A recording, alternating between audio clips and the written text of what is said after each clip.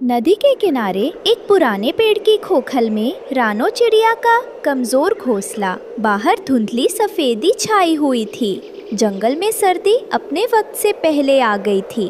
गरीब विधवा रानो चिड़िया अपने 2 छोटे बच्चों गुड़िया और बीमार कुकू के साथ अपने कमजोर घोंसले में थी।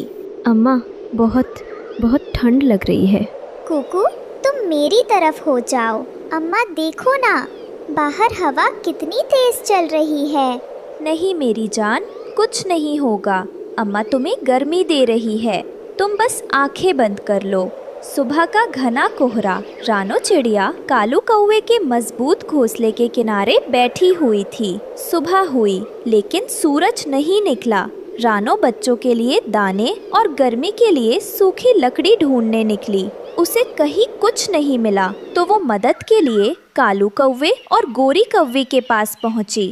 दोस्तों, ये रहे हमारी आज की वीडियो के प्यारे सब्सक्राइबर्स और फॉलोअर्स के नाम। खुशबू परवीन, मुस्कान शेख, दीपिका, मनीता ठाकुर, प्रियंका गौतम। जो नहीं चुने गए, चिंता मत करो, अगली बार तुम भी बन सकते हो जंगल के सुपरस्टार। दोस्तों, अगर आप भी चाहते हैं मैं आपका नाम अपनी कहानी में लूं, तो देर किस बात की, जल्दी से कमेंट करके अपना नाम हमें भेजें।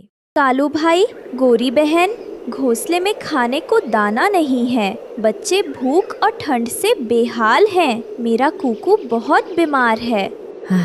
रानो, ये सर्दी इतनी अचानक आई कि हमें भी मौका नहीं मिला। जो थोड़ा बहुत खाना जग्गू के लिए रखा था वो भी अब खत्म होने को है। मेरे पास बस एक रोटी का सूखा टुकड़ा है, ये ले जाओ। कम से कम बच्चों को थोड़ा सहारा तो मिलेगा।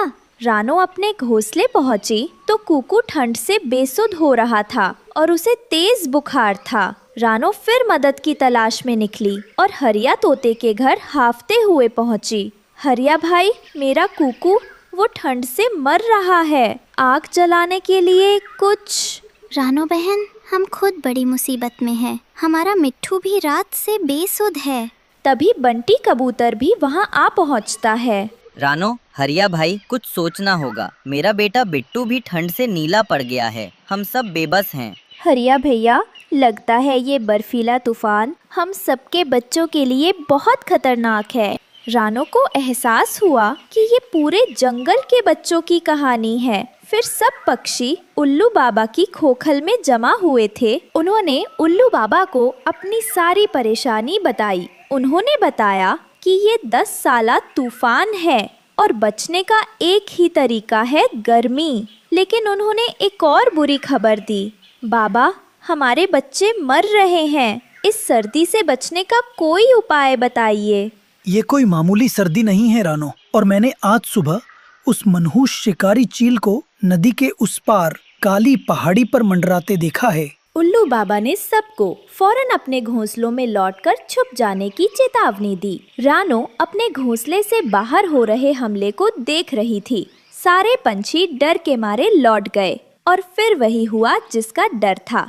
विशाल शिकारी चील ने हमला कर दिया। उसका मकसद बच्चे उठाना नहीं, बल्कि गर्मी का सामान छीनना था। बहुत ज्यादा सर्दी है, मुझे कुछ गर्म चीजों की जरूरत है। हा, मिल गई वो रही लकड़ियाँ। ये कहकर चील लकड़ियाँ उठा लेता है। नहीं, मेरी लकड़ियाँ छोड़ दे जालिम। छोटे पक्षी, तू अपने आप को क्या समझता है? तू मुझे रोकेगा? तेरी इतनी औकात। चल निकल यहाँ से। चील ने कालू कौवे के घोंसले से सूखी लकड़ियाँ और हरिया तोते की खोखल से सूखी घास नोच ली। तुम सब कीड़े मकोड़े यहीं सड़कर मर जाओगे। इस जंगल की गर्मी अब सिर्फ मेरे पास है। चील सब कुछ छीनकर काली पहाड़ी की तरफ उड़ गया। बर्फबारी शुरू हो गई थी। कुकू अब लगभग बेजान पड़ा था। मेरी जान कुकू, क्या हो गया बेटा तुम्हें? अपने आप को संभालो, मैं हूँ ना। मैं तुम्हें कुछ होने नहीं दूंगी। मैं जानती हूँ मुझे क्या करना है। रानो ने मौत के मुंह में जाने जैसा एक आखिरी फैसला किया। चील की जलाई आग से एक चिंगारी लाना। नहीं अम्मा, वो आपको मार डालेगा, मत जाओ। अगर मैं नहीं गई तो कुकू सुबह का सूरज नहीं देख पाएगा। अम्मा को अपने कुकू के लिए ये जंग लड़नी ही होगी। रानो बर्फीले तूफान में काली पहाड़ी की तरफ उड़ चली। चट्टान के पीछे उसे कालू, हरिया और बंटी मिले। रानो, हम आ गए। जब जंग बच्चों की जिंदगी की हो तो कोई माँ बाप पीछे नहीं हटता। हम सब मिलकर इस जालिम का मुकाबला करेंगे।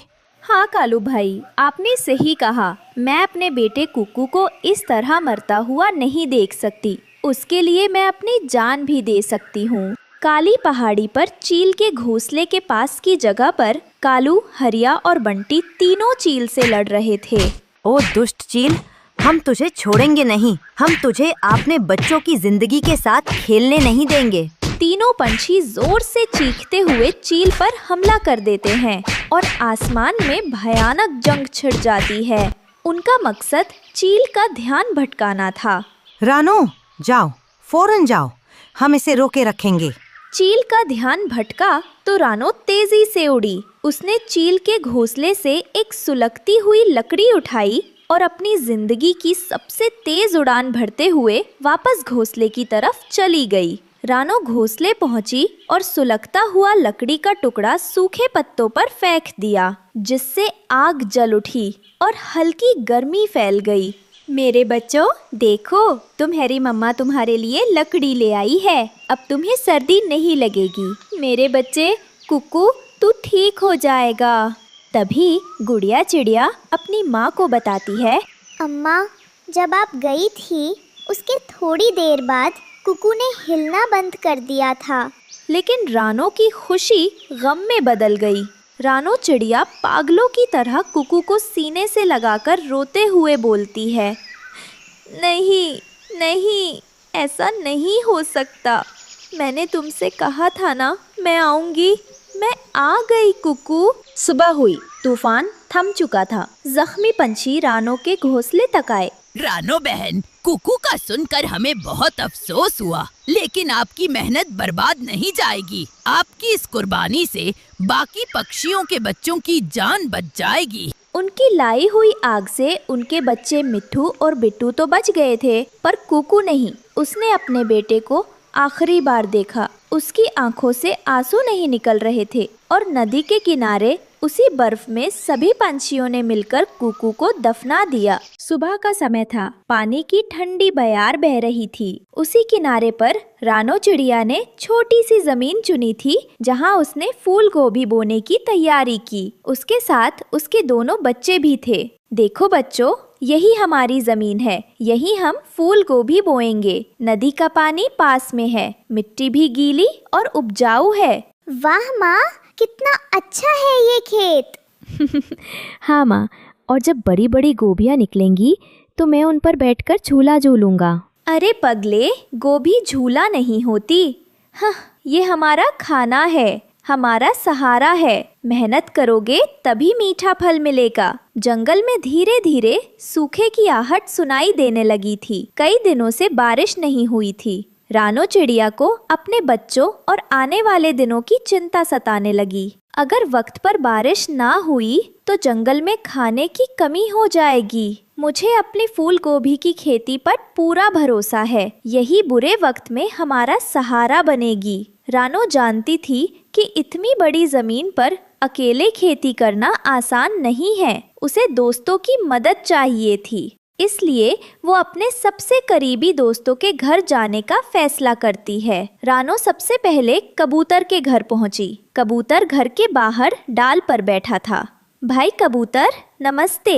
अरे बहन रानो, कैसे आना हुआ? भाई, जंगल में सूखा पड़ सकता है, इसलिए मैंने नदी किनारे फूल गोभी की खेती शुरू की है। पर खेत बड़ा है, मैं अकेले नहीं कर पाऊंगी। अगर तुम थोड़ा हाथ बटा दो तो।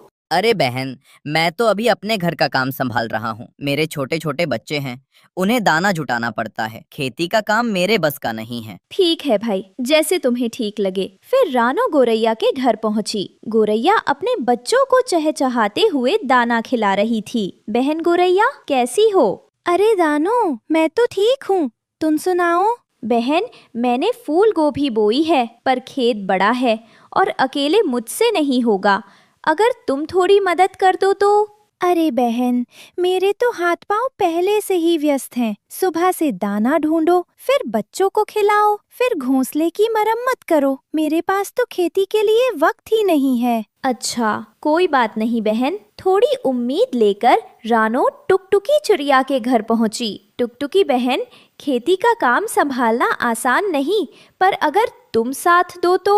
देख बहन, मुझे भी अपने काम है, ऊपर से मेरी सास आई हुई है, उनका भी ध्यान रखना है। खेती का काम मेरे बस का नहीं। अच्छा, कोई बात नहीं बहन। रानो निराश होकर लौट रही थी। तभी पास की डाल पर बैठा लाल बंगाली तोता सब सुन रहा था। उसका मन भर आया। ए रानो दीदी, तुम इतना दुखी क्यों हो रहे हो? अरे तोता भाई, तुम यहाँ थे? तुमने सब सुना? हाँ दीदी, सब सुना, लेकिन तुम चिंता मत करो, हम भी खेत में मिट्टी खोदबो, पानी डालबो, सब करबो। सच? तुम अकेले ही मेरी मदद करोगे? अरे दीदी, दोस्ती का असली मतलब यही है। अब हम दोनों मिलकर गोभी उगाएंगे। नदी किनारे जहाँ रानो का खेत हरा भरा दिखता था, वहीं पास में कालू कौवे का खेत सूखा और बंजर पड़ा था। मिट्टी फट चुकी थी और उसमें से न तो पत्ते निकले न फूल गोभी। धत तेरी किस्मत, इतनी मेहनत की, फिर भी खेत खाली का खाली, सब बेकार चला गया। अरे कालू, तुमसे खेती ना हो पाएगा। देखो, रानो का खेत स्टेडी स्टेडी ग्रो हो रहा है, हरी भरी गोभियां निकल रही हैं। तो क्या करूं, अब भूखा मरूं? गोरी ने थोड़ी देर सोचा, फिर चालाकी से मुस्कुराई। हम क्यों मेहनत करें, दूसरों का तैयार खेत है ना। चलो, रानो की गोभी चोरी कर लेते हैं। क्या चोरी? हाँ, अब यही तरीका है। रानो की गोभी स्टेडी स्टेडी ग्रो हो रही है, बड़ी बड़ी गोभियां। हम रात में जाकर आधा खेत साफ कर देंगे। कालू कुछ देर सोच में पड़ गया। तो तय हो गया, रात होते ही हम रानो की गोभी चुराएंगे। चांदनी रात में दोनों नदी किनारे उड़ते हुए रानो के खेत की तरफ जा रहे थे। रानो अपने बच्चों और बंगाली तोते के साथ खेत की देखभाल कर रही थी। चलो बेटा, पानी डाल लो और पत्तियों पर ध्यान रखना। माँ, मेरी गोभी बड़ी हो रही है, देखो हरी हरी पत्तियाँ। तभी लाल बंगाली तोता एक तरफ बैठकर आसमान की ओर झांकने लगा। उसकी आंखें थोड़ी चौकस हो गईं। दीदी, हमरा कुछ तो गड़बड़ लगता है। देखो वहाँ पे, अरे हाय, दो परछाइयाँ धीरे धीरे हमारी खेत के तरफ आ रही हैं। कौन? कहाँ?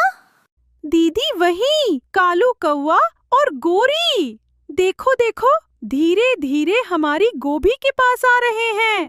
रानो का दिल धक धक करने लगा। वो जानती थी कि अकेले वो इन चोरों का सामना नहीं कर सकती। तोता भाई, हमें जल्दी से कोई योजना बनानी होगी। इन्हें पकड़ने का मौका सिर्फ एक ही बार मिलेगा। दीदी चिंता मत करो, हमरा पास बहुत प्लान है। रानो और तोता धीरे धीरे खेत में जाल बिछाने लगे, लेकिन जब कालू ने एक बड़ा गोभी का पत्ता पकड़ने की कोशिश की, तभी नीचे से जाल खिंच गया और दोनों फंस गए। जाल ऊपर की ओर उठ गया और घेर दे ऐसी तरह कि वे आगे पीछे हिल डुल भी ना सके। अरे छोड़ो छोड़ो हमें, बस थोड़ी सी टेस्टिंग कर रहे थे। हम बस भूखे थे। क्यों चोरी? तुम्हें मेहनत करके खाना नहीं चाहिए था। तुमने हमारी मेहनत को चुराने की कोशिश की। रानो दीदी, हमको माफ कर दो, हमें पछतावा हो रहा है। हम आगे से ऐसा नहीं करेंगे। ठीक है, तुम माफ तो कर रही हूँ, पर एक शर्त पर। हाँ हाँ, हम वादा करते हैं। रानो ने रस्सियां खोली और दोनों को छोड़ दिया। कई दिनों के बाद जंगल पर सूखा पड़ गया। सब तरफ खाने की किल्लत हो गई। रानो के पास उसकी मेहनत की फसल थी। अरे देखो, रानो दीदी के पास तो खाना है। हम क्यों मदद नहीं किए थे? हाँ, सच में हमने बहाना बनाया कि व्यस्त हैं। अब देखो, भूख लगी है और हमारी गलती सामने है। चलो सब, हम रानो दीदी के पास जाएं, उनसे माफी मांगे और थोड़ा भोजन मिले। जैसे ही सभी पक्षी रानो के खेत के पास पहुँचे, अचानक एक तेज हवा का झोंका आया। कालू कौवा भी भूख की आस में वहीं आया। उसने सोचा, अगर रानो की फसल मिल गई तो उसका पेट भर जाएगा। रानो, कुछ गोभी मुझे दे दो, मेरी पत्नी घर पर भूखी है। पर तभी एक बड़ा पेड़ जो खेत के पास हिल रहा था, हवा की ताकत से गिरने ही वाला था। सभी जल्दी, पेड़ गिरने वाला है। सभी पक्षी तुरंत दौड़े और पेड़ को दूसरी ओर गिरा दिया। रानो की फसल बच गई। आप सबने मिलकर मेरी फसल बचाई। सच में मैं आप सबको माफ करती हूँ, और हाँ, आप सभी को भोजन भी मिलेगा। तो प्यारे दोस्तों, इस कहानी से हमें यही सीख मिलती है कि दूसरों की मदद करना और साथ देना हमेशा जरूरी है। रानो चिड़िया और मानो चिड़ा अपने परिवार के साथ हंसी खुशी रहा करते थे। मानो चिड़ा अपने घर के बाहर गाय का दूध निकाल रहा था। रानो, मैं जंगल में दूध बेचने जा रहा हूँ, दोपहर को गाय को पानी पिला देना। ठीक है, आप चिंता ना करें, मैं कर लूँगी। हाँ, याद आया, आते हुए चावल भी ले आइएगा। बच्चे कह रहे थे कि आज मटर वाले चावल खाने हैं। मानो चिड़ा अपने घर से दूध की बाल्टियाँ लेकर जंगल की तरफ चला जाता है। सब पक्षी अपने अपने घरों के बाहर बाल्टियाँ लेकर खड़े थे। दूध ले लो, दूध, खालिस दूध ले लो। मानो चिड़ा एक पेड़ के नीचे बाल्टियाँ रखता है और आवाज लगाता है। थोड़ी ही देर में उसके पास पक्षियों की भीड़ लग जाती है और थोड़ी ही देर में उसका सारा दूध बिक जाता है। एक बूढ़ी फाख्ता मानो चिड़े के पास आती है। बेटा, मुझे 1 किलो दूध दे दो। माँ जी, माफ कीजिएगा, दूध तो खत्म हो गया। बेटा, तुम एक गाय और क्यों नहीं रख लेते? अगर तुम एक गाय और ले लो तो कोई पक्षी भी खाली हाथ ना जाए। माँ जी, मुझे भी अच्छा नहीं लगता जब कोई पक्षी खाली हाथ घर जाता है। मानो चिड़े का दूध खालिस होता था। वो दूध में बिल्कुल भी पानी नहीं डालता था। दूध बेचने के बाद मानो चिड़ा घर वापस जाता है। रास्ते में तोते की दुकान से चावल लेता है। तोते भाई, मुझे 1 किलो चावल दे दो। ये ले मानो भाई, क्या आज घर में खिचड़ी बन रही है? नहीं, बच्चे कह रहे थे कि आज मटर वाले चावल खाने हैं। मानो चिड़ा चावल लेकर घर चला जाता है। पापा आ गए, पापा आ गए। पापा तो आज चावल भी लाए हैं। हाँ, क्यों ना लाता, आज मेरे बेटे का चावल खाने का जो दिल कर रहा था। ये लो रानो, जल्दी जाओ और चावल बना लाओ। रानो चिड़िया चावल लेती है और रसोई में चावल बनाने लगती है। थोड़ी ही देर में चावल बन जाते हैं और वो सारा परिवार मिलकर चावल खाते हैं। रात हो जाती है और वो सब सो जाते हैं। अगले दिन मानो चिड़ा जब गाय का दूध निकाल रहा था तो वो अपनी पत्नी रानो चिड़िया से कहता है, रानो, मुझे फाख्ता माँ कह रही थी कि हम एक और गाय ले लें। मैं भी सोच रहा हूँ कि एक और गाय ले ही लेते हैं। बहुत से पक्षी खाली बर्तन ही वापस लेकर जाते हैं क्योंकि दूध कम होता है। सब पक्षियों को दूध नहीं मिलता। हाँ, आपकी बात तो ठीक है। इस तरह हमारा कारोबार और भी बढ़ जाएगा। आप ऐसा करें, आज ही जाकर गाय ले आए और दूध मैं बेच आती हूँ। फिर रानो चिड़िया दूध बेचने चली जाती है और मानो चिड़ा गाय लेने चला जाता है। मानो चिड़ा सीधा चाचा छमछम के पास जाता है। चाचा जी, मुझे एक गाय दे दें जो सेहतमंद हो और अच्छा दूध देती हो। हाँ, मेरे पास एक गाय है जो बहुत सेहतमंद और खालिस दूध देती है। उसके साथ उसका एक बच्चा भी है। मानो चिड़ा गाय और उसका बच्चा लेता है और अपने घर की तरफ चलता है। रास्ते में तेज हवाएं चलना शुरू हो जाती हैं। जंगल में तूफान आ जाता है। मानो चिड़ा जल्दी से गाय को लेकर अपने घर पहुंचता है। आगे आप, बहुत खूबसूरत गाय है। मानो चिड़ा जब देखता है तो गाय का बच्चा तो साथ था ही नहीं। गाय का बच्चा कहाँ चला गया? रानो, मैं गाय के बच्चे को लेकर आता हूँ। मानो जी, इतने तेज तूफान में आप कहाँ जाएंगे? आप चिंता ना करो, आप घर जाओ, मैं जल्दी ही बच्चे को लेकर आ जाऊँगा।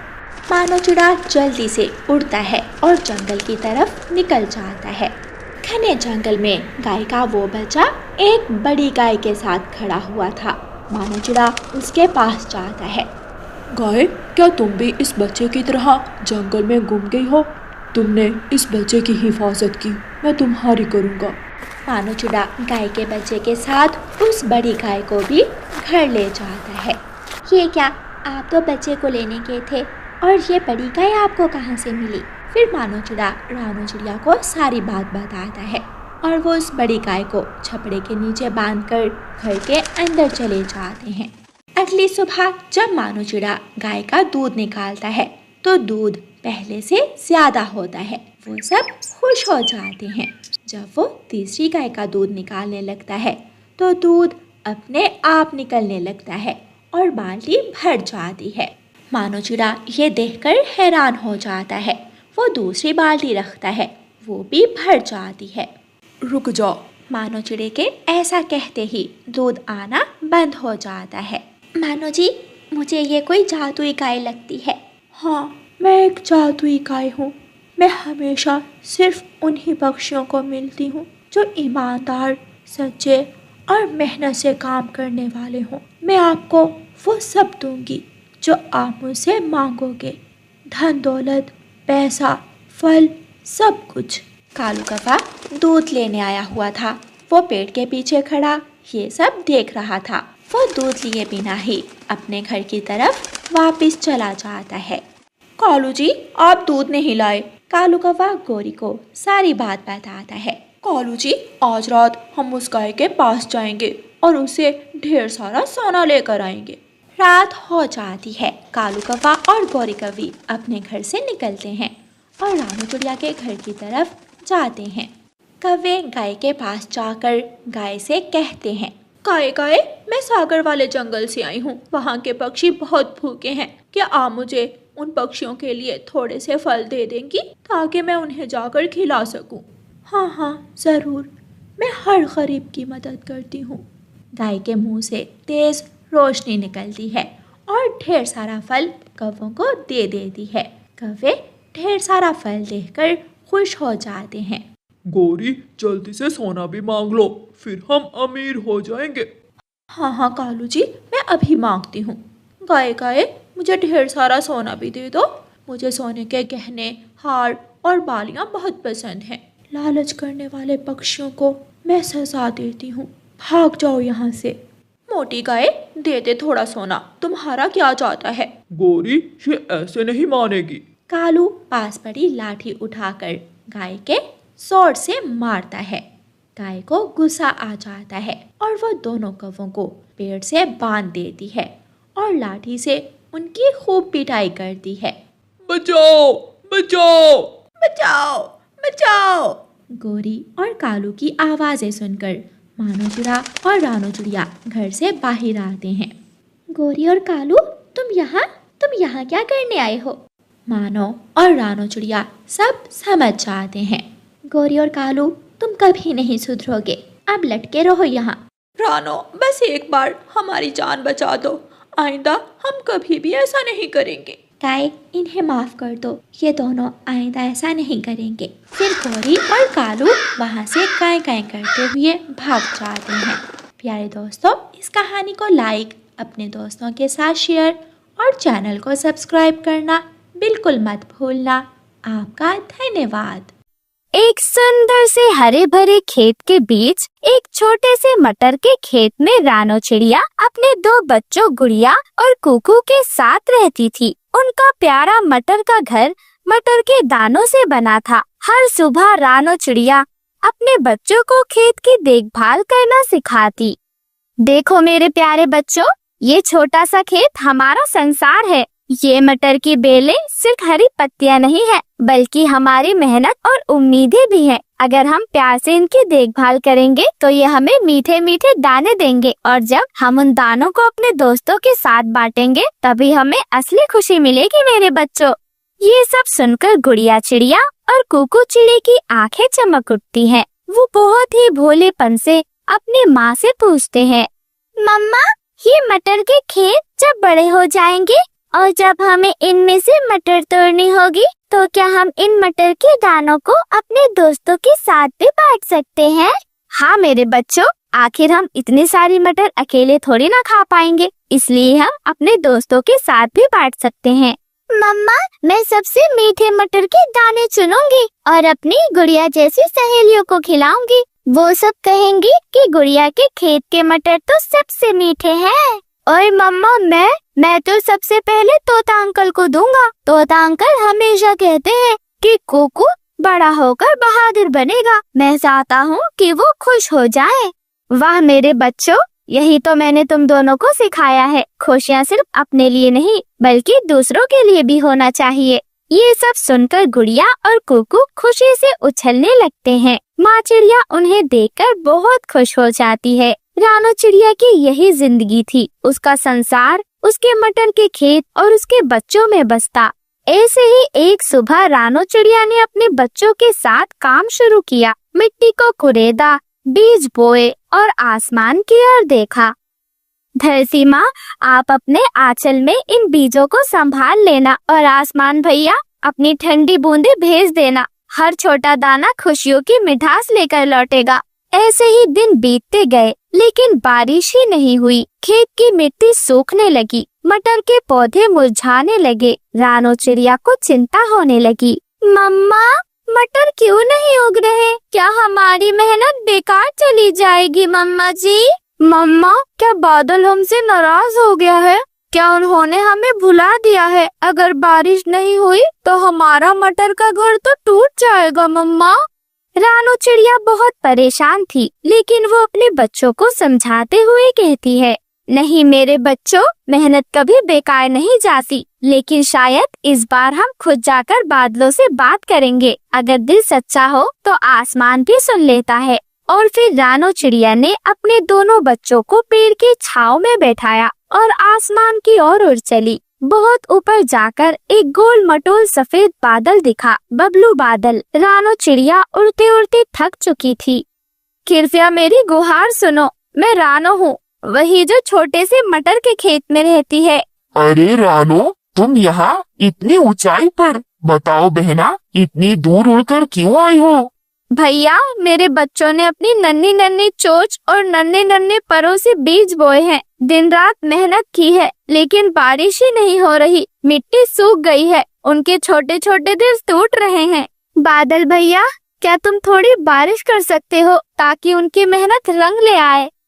रानो, तुमने मुझे अपनी मासूमियत से जीत लिया। बच्चों का प्यार और माँ की मेहनत देखकर मेरा दिल पिघल गया। मैं अभी तुम्हारे खेत में बरसता हूँ। और फिर बादल रानो चिड़िया के साथ उसके खेतों की ओर चल दिया और फिर झूम झूम कर बरसा। खेत भीग गया, मिट्टी खुशबू से भर उठी। बच्चे खुशी से नाचने लगे। मम्मा, मम्मा देखो, बारिश आ गई। अब तो मटर उगेंगे, बहुत मजा आएगा, खेत हरे भरे हो जाएंगे। बबलू अंकल तो सबसे अच्छे हैं। बबलू बादल अंकल, हम आपका एहसान कभी नहीं भूलेंगे। और ऐसे ही रानो चिड़िया का खेत बिल्कुल हरा भरा हो गया। मटर की फलियां लटक गईं। रानो का घर फिर से खुशहाल हो गया। मटर के बीज, बच्चों की मुस्कान, खुशियाँ बांटे, यही है पहचान। वहीं दूसरी ओर नदी के उस पार एक जंगल था जहाँ कालू कौवा और भुल्ला चील रहते थे। उनका साथी भूरा कौवा था। वो तीनों डाकू थे। कई महीनों से उनके जंगल में बारिश नहीं हुई थी। पेड़ भी सूखे पड़े थे। भूख से सब बेहाल हो रहे थे। अरे कालू भाई, अब तो भूख से जान निकल रही है। हमने हर जगह ढूंढा, लेकिन एक दाना भी नहीं मिला। अगर ऐसे ही रहा तो हम सब जल्द ही खत्म हो जाएंगे। अरे नहीं नहीं, हम खत्म नहीं होंगे। हमें कुछ करना होगा। हम जंगल के सबसे चालाक पक्षी हैं और अगर हमें अपने लिए खाना चाहिए तो हमें रास्ता निकालना पड़ेगा। अरे मेरी बात गौर से सुनो। मैंने देखा है नदी पर, वहाँ एक छोटी सी चिड़िया का खेत है। वहाँ तो मटर की बहार लगी है। हर बेल पर फलियां लटक रही है। क्या सच में? तो फिर देर किस बात की, आज रात ही वहाँ चलेंगे। हाँ, लेकिन याद रखना, हम चुपचाप जाएंगे। रानो को भी पता नहीं चलेगा। मेहनत उसकी होगी और मजा हमें मिलेगा। ऐसे ही रात का गहरा अंधेरा हो जाता है। तीनों चुपचाप खेत की ओर बढ़ते हैं, लेकिन रानो चिड़िया सतर्क थी। उसे अजीब सी सरसराहट सुनाई देती है। गुड़िया बेटी, कोको बेटे, मुझे कुछ अजीब लग रहा है। तुम दोनों घर के अंदर ही रहना, मम्मा बाहर जाकर देखती है। और फिर रानो चिड़िया घोंसले से बाहर आ जाती है। कौन है वहाँ? कौन है जो मेरे खेतों के पास चुपचाप घूम रहा है? कौन है मेरे खेतों के पास चुपचाप घूमने वाला? रानो बहन, हम हैं। हम भूखे हैं रानो। तुम्हारे खेत में बहुत मटर हैं, हमें भी खाने का हक है। रानो बहन, हमें माफ करो, हम सचमुच परेशान हैं। कई दिनों से एक दाना नहीं मिला। पेट की भूख हमें यहाँ खींच लाई है। भाइयों, मेहनत मैंने की है और चोरी करना तो सही नहीं। अगर तुम प्यार से मांगते तो भी मैं मना नहीं करती, लेकिन चोरी करके खाना ये तो ठीक नहीं है ना। और फिर रानो चिड़िया अपने मटर के खेत से कुछ मटर तोड़ती है और उनको दे देती है। रानो बहन, तुमने हमारा दिल जीत लिया। हम मानते हैं चोरी करने से पेट तो भर सकता है, लेकिन आत्मा खाली रह जाती है। अगली बार हम भी मेहनत करेंगे और दाना नहीं चुराएंगे। अगर कुछ नहीं हुआ तो मांग कर खाएंगे।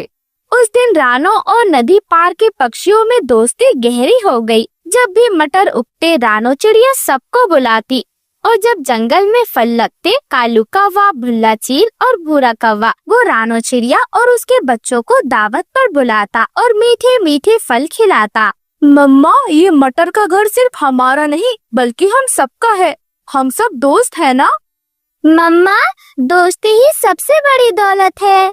हाँ मेरे बच्चों, और इस तरह रानो चिड़िया का मटर का घर प्यार, समझदारी और दोस्ती का प्रतीक बन गया। इस कहानी से हमें सीख मिलती है, मेहनत, सच्चे दिल की दुआ और बांटने की भावना से ही सच्ची खुशियाँ मिलती हैं। जब हम सहयोग करते हैं तो हर घर मटर का घर बन जाता है। प्यार और दोस्ती से भरा। आप सभी का धन्यवाद।